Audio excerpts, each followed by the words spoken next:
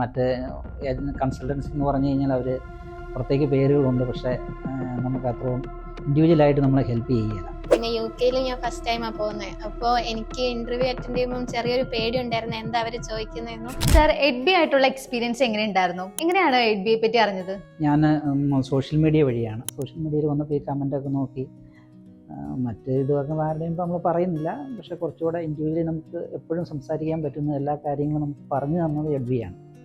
പിന്നെ നിങ്ങളുടെ ഇൻ്റർനാഷണലുള്ള UK consultancy ഏത് സമയത്ത് നമുക്ക് കോൺടാക്ട് ചെയ്യാം. ഇവിടുത്തെ ഓഫീസ് ടൈം കഴിഞ്ഞാലും നമുക്ക് വിളിക്കാൻ പറ്റും. അപ്പോൾ ഈച്ച് ആൻഡ് എവറിത്തിങ് അവർ നമുക്ക് പറഞ്ഞു തന്നു. ഇന്റർവ്യൂ പ്രിപ്പറേഷന്റെ ഗൈഡൻസ് ഒക്കെ എങ്ങനെ ഉണ്ടായിരുന്നു?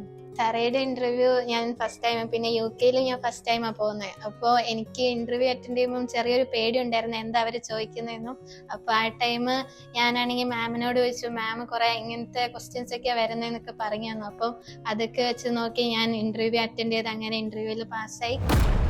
നമ്മൾ കൗൺസിലിംഗ് തൊട്ട് ഇപ്പോൾ വിസ വരെ എത്തിയിരിക്കുന്നു. നമ്മുടെ ഓവറോൾ ഒരു എക്സ്പീരിയൻസ് എങ്ങനെ ഉണ്ടായിരുന്നു?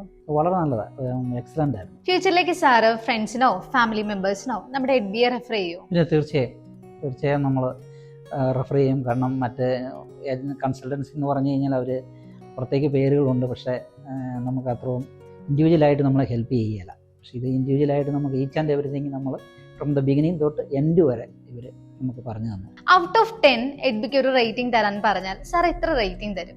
തീർച്ചയായും 9 or 10. നമ്മൾ 10 തന്നെ കൊടുത്താലും മതിയായില്ലെന്ന് ഞാൻ പറയാം. അത്രയ്ക്ക് നല്ലൊരു ഹെൽപ്ഫുൾ ആയിരുന്നു.